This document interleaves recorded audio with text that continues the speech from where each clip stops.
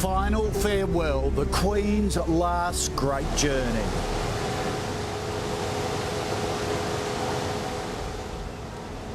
Silence falls. Her Majesty's casket carried past Anne, Edward and Andrew as tens of thousands line the streets in an outpouring of love for Her Majesty. A wave of emotion for the royal procession. From Queen to King, Charles gets to work at Buckingham Palace, His Majesty's first full day in the office. As King Charles begins official duties, people keep coming here to Buckingham Palace. Way more today than yesterday. The focal point for flowers is here in Green Park beside the palace. The public can walk through and read tributes to the Queen. Pause to remember, a national public holiday for Australia, how the country will honour Elizabeth II. The making of a monarch down under, the Queensland sisters who spent their weekends with a young Prince Charles. And a cast as the Queen, the stars who have taken on the ultimate royal role, Her Majesty on screen, including some surprise appearances. It's Monday, the 12th of September, 2022. This is a special edition of Sunrise with Kochie and Nat live from Buckingham Palace. Hello and welcome to London. Thank you for joining us. We are live at Buckingham Palace, where there's been a staggering number of people turning up to honour the Queen and to see the new King as Charles arrived for his first engagements. It's just gone 8 p.m. here after a day of celebration and commemoration right across the country in Edinburgh. The Queen's casket arrived at the Palace of Holyrood House. Her children watched on in silence. It followed a 6-hour trip from her beloved Balmoral to begin her final journey.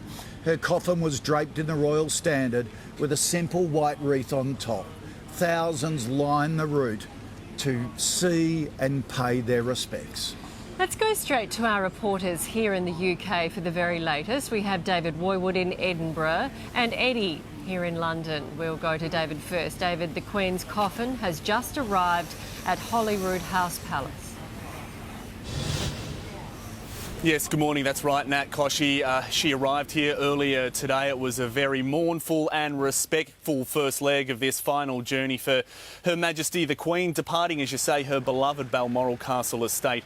Earlier today, it was her happy place. We knew that she liked to escape there as often as she could. Well, now she has left there for the final time. It was the first time as well that we got to see her coffin today. It was draped in the Scottish Standard and adorned in a number of her favourite flowers, we are told. It was a very slow journey today as well, 6 hours from Balmoral down here to Edinburgh. That was by design, a chance for locals to get out and line those roads, and thousands of them did, to see that coffin and to see the Queen there, pay their respects for a final time. Of course, at her heart, she was a country woman, and that was reflected by a number of farmers today as well, who actually lined up their tractors as well as their horses in a guard of honour. So some lovely images coming out of that first leg of this procession today. And then that final approach here to Holyrood Palace, up the Royal Mile again.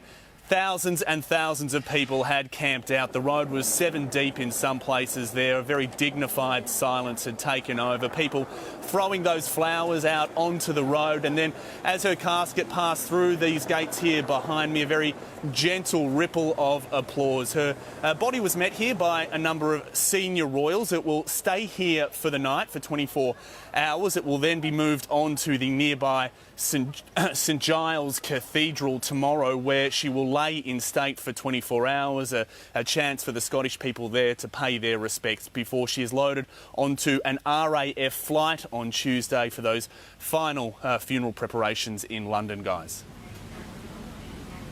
Yeah, there were some beautiful moments in that.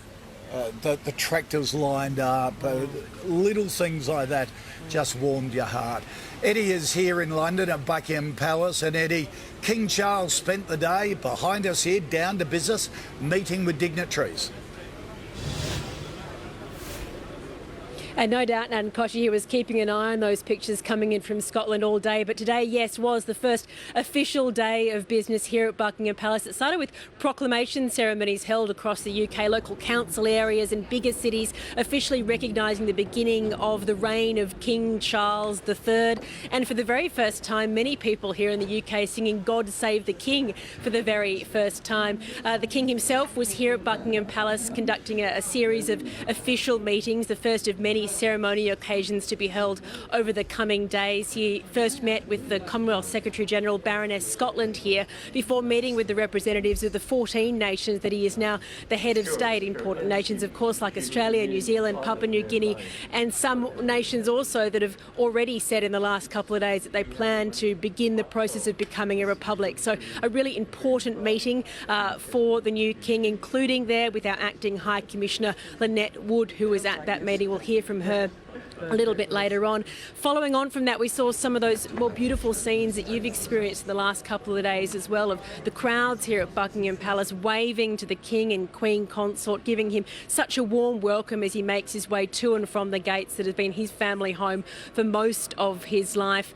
Tomorrow will be a really emotional day. From here, the King will begin his tour of the UK. He'll first start by going to the Houses of Parliament, where members will offer their condolences, and we'll hear the King's reply as well. So the second time we've heard from the King about the passing of his mother and the legacy she has left behind. And then he'll travel to Edinburgh, where David is, to begin that procession with the coffin. He'll walk behind the coffin as it makes its way to the cathedral with his siblings. So really the first time, Nat and Kochie, that he's probably had a chance to grieve in what has been an extraordinary few days for the new King. Yeah. Thanks very much, Eddie. Yeah, it's interesting. What people are saying, when Diana died here at Buckingham Palace, there was that sea of flowers right outside the palace, and this time many of them have been leaving flowers in Green Park, where we've been walking through. There's a sea of flowers there, a sea of floral tributes, and walking through is just astounding. There's Paddington bears, people have been leaving marmalade sandwiches, all sorts of wonderful. Handmade cards. Everyone's being directed to Green Park, and it's the mood outside Buckingham Palace is one of great respect for the Queen, but also of great encouragement to Charles as well, isn't it?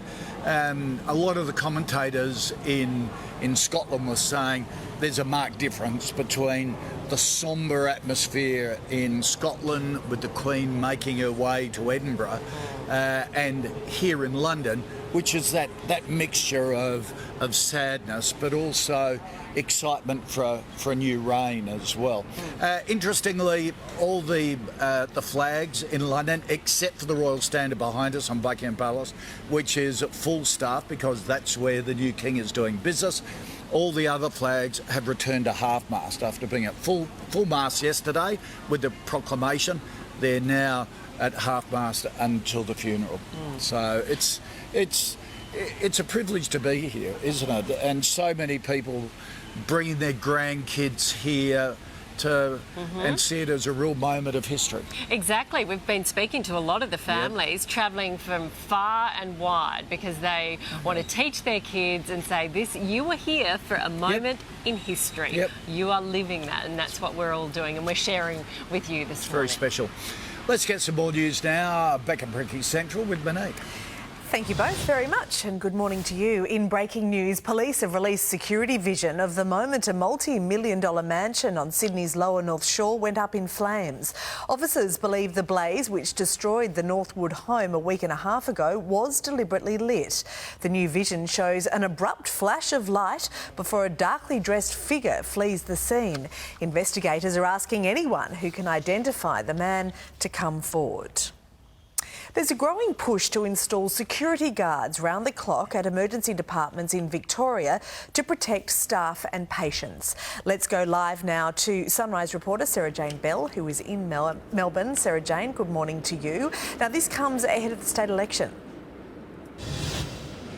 That's right. It's the Australasian Emergency Care peak body that's calling for these changes and that that security to be introduced alongside several other short-term measures to deal with the issues that we are experiencing in our emergency department that include delays in patient care, ambulance ramping and also poorer patient outcomes. So alongside long-term commitments, they would like to see action taken now by all political parties ahead of the state election, which is just over 10 weeks away.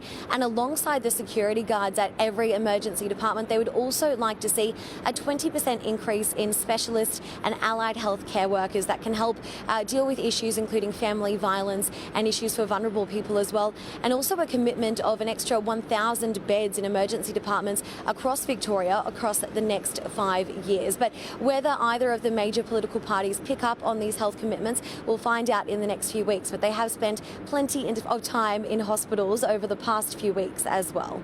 Sarah Jane, thank you.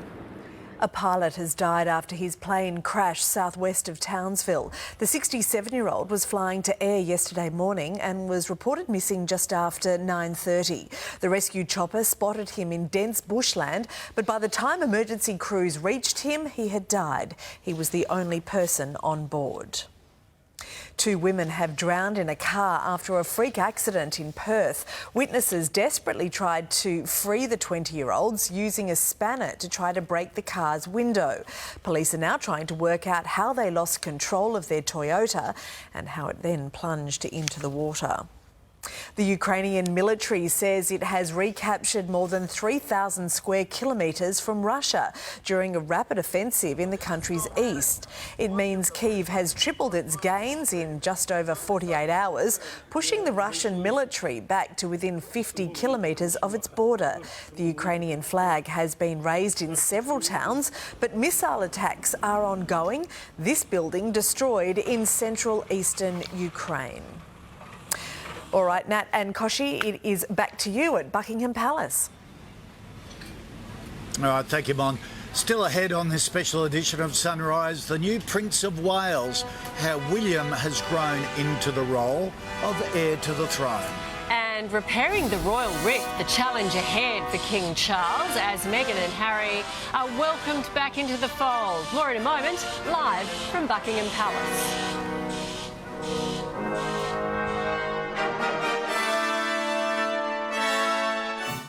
Queen Elizabeth's coffin has arrived in Edinburgh after travelling almost 300 kilometres from Balmoral Castle. Thousands of Scottish mourners turned out to honour the late monarch. The funeral cortege passed through Aberdeen, Dundee and Perth before reaching the Scottish capital. Joining us now is Sunrise Royal Editor as well as King Charles' official biographer, Rob Jobson. Good morning to you, Rob. What's the feeling like in Edinburgh where you are? Well, it's wet, but quite sombre as well. I mean, when the coffin arrived here about 4 hours ago at Holyrood House, the heavens opened, and I think that sort of dampened spirits as well. But I think a lot of people were watching that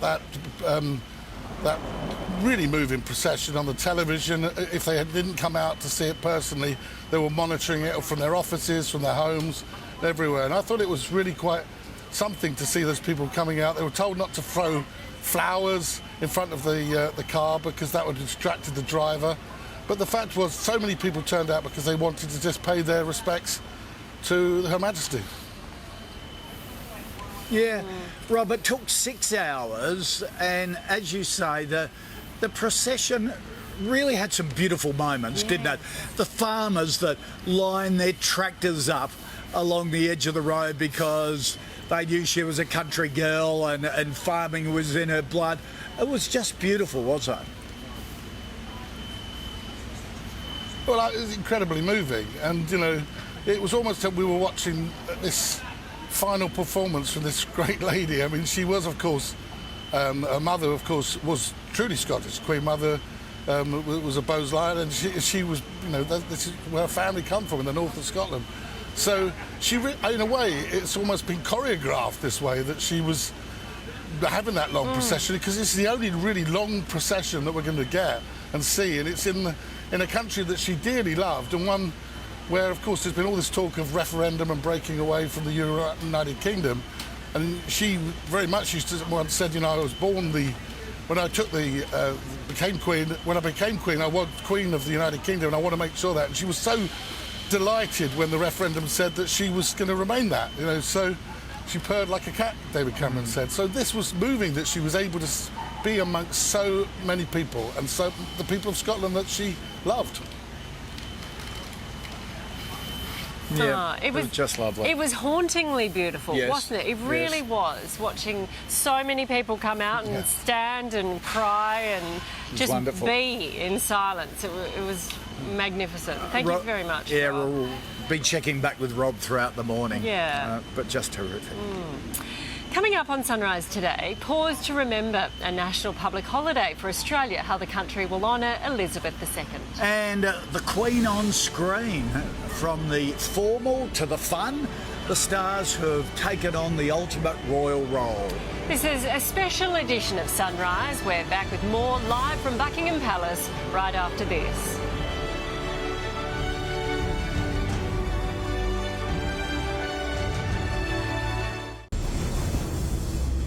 Final farewell, the Queen's last great journey.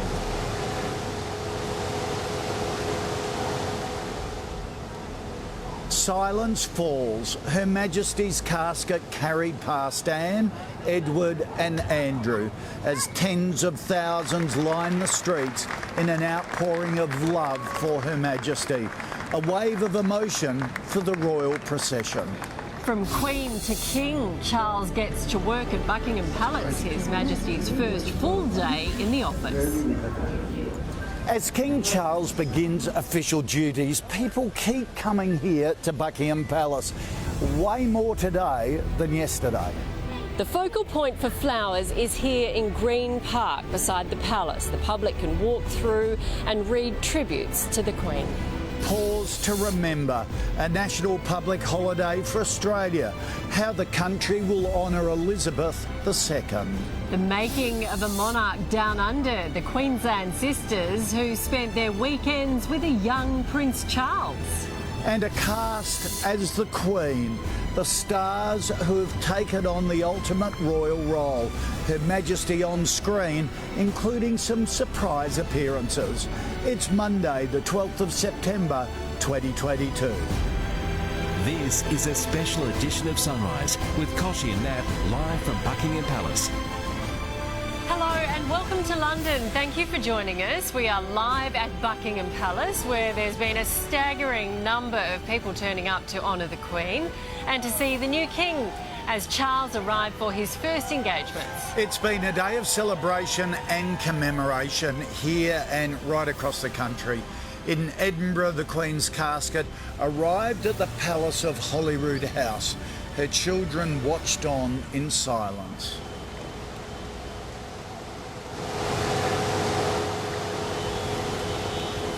It followed a 6-hour trip from her beloved Balmoral to begin her final journey. Her coffin was draped in the royal standard with a simple white wreath on top. Thousands lined the route to see and pay their respects. Let's go straight to our reporters here in the UK for the very latest. We have David Woywood in Edinburgh and Eddie in London. We'll go to David first. David, the Queen's coffin has just arrived at Holyrood House Palace.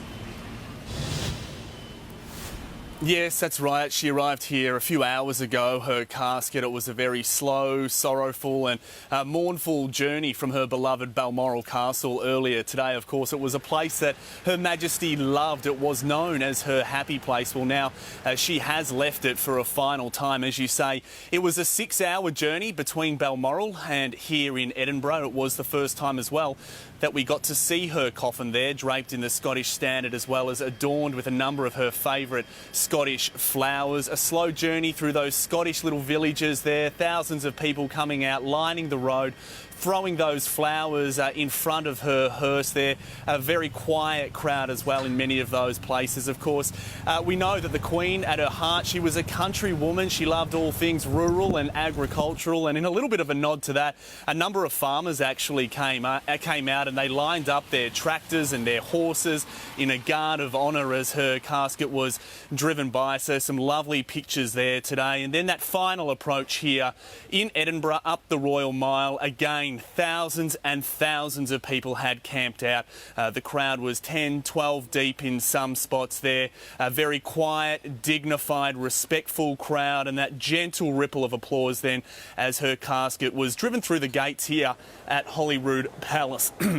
Now, she was met there by a number of senior royals, and her casket was then driven behind into a rear courtyard. She'll stay here tonight, and then tomorrow her coffin will be driven to the nearby St Giles Cathedral. It will stay there for 24 hours. That will be a chance for locals here in Scotland to come and pay their respects. A huge crowd is expected, and then on Tuesday her casket will be loaded onto that RAF flight and flown south to London ahead of those funeral preparations down there, guys. Yeah, thanks very much, David. And while there were three of the siblings there in Edinburgh, the fourth one, of course, who's King Charles III, he was back to business straight away here at Buckingham Palace, greeting dignitaries who are paying their respects. So he's still living at Clarence House, just down the Mall here, but doing all the work at Buckingham Palace. Yeah, and when he takes that short trip in cars from Clarence House to Buckingham Palace, he is surrounded. The small procession is surrounded by thousands and thousands of well-wishers, because the streets around here, around Buckingham Palace, where we are swamped with thousands of people. It's unbelievable how many people have come from far and wide, even locals who live around here and experience this sort of, pomp and pageantry quite often. So big, it's one-way traffic from the... people have to line up on the left of Buckingham Palace there and proceed in one stream to the right, and then they head to Green Park where they can lay their floral tributes, which has been growing and growing. So it's all very orderly. Everybody... it's an interesting mood, isn't it? Sombre on the death of the Queen, excitement about a new monarch and what Charles might bring. It's really is interesting. I was expecting it to be a lot more sombre, a bit like what's happening in Scotland, but down here in London, there's a bit more excitement, isn't there, for the future? Exactly. I spoke to some families in Green Park. We were there earlier today, and I said, it doesn't feel sad here. Obviously, we've seen this amazing procession go through Scotland today, and that was really eerie and quite heartfelt. People were standing on the side of the road, and there were tears. But here, I said to a family, it's not sad, isn't it? And they said, no, it's quite beautiful. People are wandering around, talking to their kids. Look at this, putting floral bouquets in lines, talking to them about the history that we're witnessing here today. It's quite beautiful. And that's it. There's a real sense of history from everybody that they've got to be part of it, because the little kids that they're bringing will be telling their kids and grandkids into the future. And I just know with my grandkids went and saw my mum today, and she shared her school scrapbook, her school project that she did for the coronation. Wow. And Lib was saying, the kids were just rapt about it, and just to see all that history. Yeah, well, a lot of us have forgotten certain things about the Queen's life, but we are being reminded of them through these couple of weeks as we mourn and celebrate her life. Let's get some more news now. Here's Monique. What a moment in history it is. All right, thank you both. And we start with breaking news. Police have released security vision of the moment that a multi-million-dollar mansion on Sydney's lower North Shore went up in flames.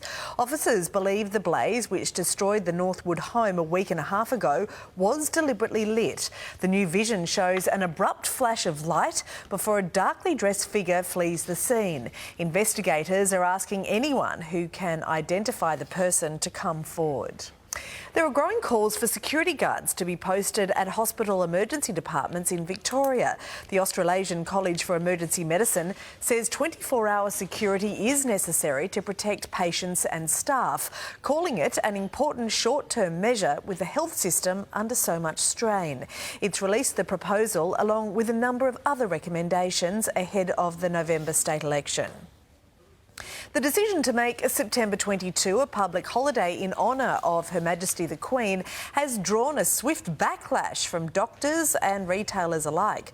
Let's go live now to 7 News political reporter Taylor Aiken. Now, Taylor, not everyone is on board. Not quite, Mon. Good morning. Despite many industry groups calling for this public holiday to be delayed or for more notice to be given, Prime Minister Anthony Albanese announcing that there would be a one-off public holiday on September 22nd in honour of Her Majesty the Queen. But the Australian Medical Association says those with surgeries booked or appointments booked, it will thrust those plans into chaos, while retailer groups, including those with appointment-based industries such as hairdressers or allied health, says that many of those will have to move those appointments or run at a loss. Still, the government is pushing on with these plans with a national day of mourning, with a memorial service to be broadcast from Parliament House at 11 o'clock that morning. Mark? All right, Taylor, thank you. A pilot has died after his plane crashed southwest of Townsville. The 67-year-old was flying to air yesterday morning and was reported missing just after 9:30. The rescue chopper spotted him in dense bushland, but by the time emergency crews reached him, he had died. He was the only person on board. 2 women have drowned in a car after a freak accident in Perth. Witnesses desperately tried to free the 20-year-olds using a spanner to try to break the car's window.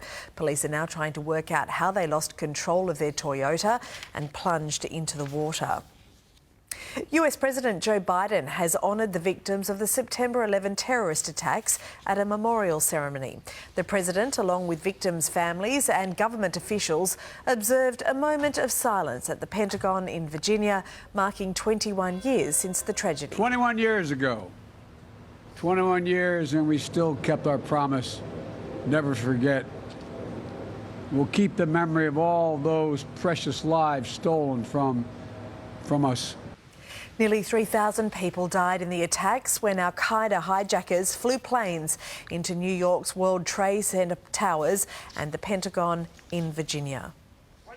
The Ukrainian military says it has recaptured more than 3,000 square kilometres from Russia during a rapid offensive in the country's east. It means Kyiv has tripled its gains in just over 48 hours, pushing the Russian military back to within 50 kilometres of its border.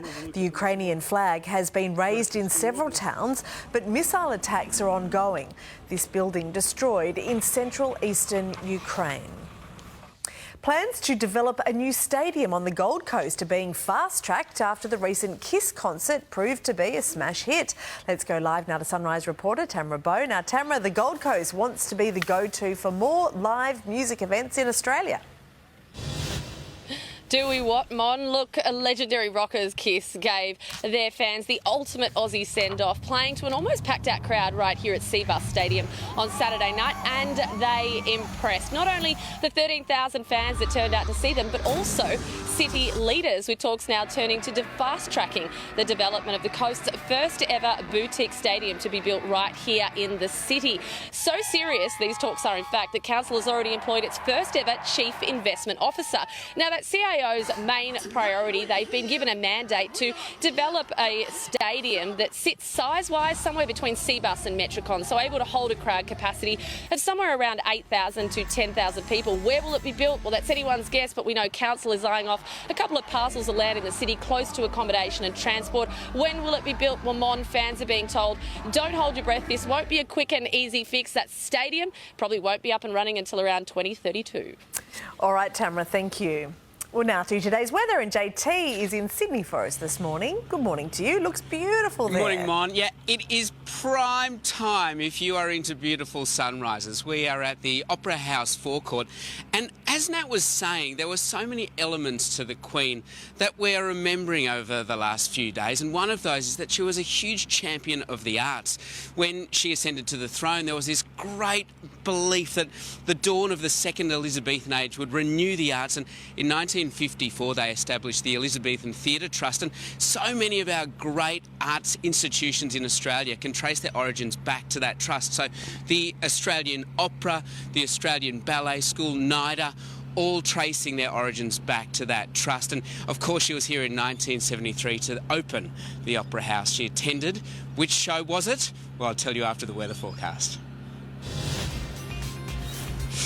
So let's look around our nation's capitals, and today Brisbane is in for a cloudy 24, Sydney partly cloudy and 21, partly cloudy for Canberra and 13, Melbourne showers and 13, a few showers for Hobart and 11, Adelaide possible morning showers and 15, a few late showers in Perth, 23 degrees, and Darwin possible showers and 32. Well, there it is, the Sydney Opera House. We've had the Queen's image up on the sails the last few nights, and for those playing at home, it was the Magic Flute the Queen attended in 1973. Kochie, Nat? Oh, that's a good bit of trivia. Isn't it? And thank you for providing the most beautiful sunrise today, JT. Lovely. Now the Queen's final journey has begun. Coming up, tears and cheers as she leaves her beloved Balmoral and travels to Edinburgh, where they're live. Meanwhile, back home, Australia is counting down to the footy finals. Tickets go on sale today. And grand victory, Max Verstappen wins the Italian Formula One.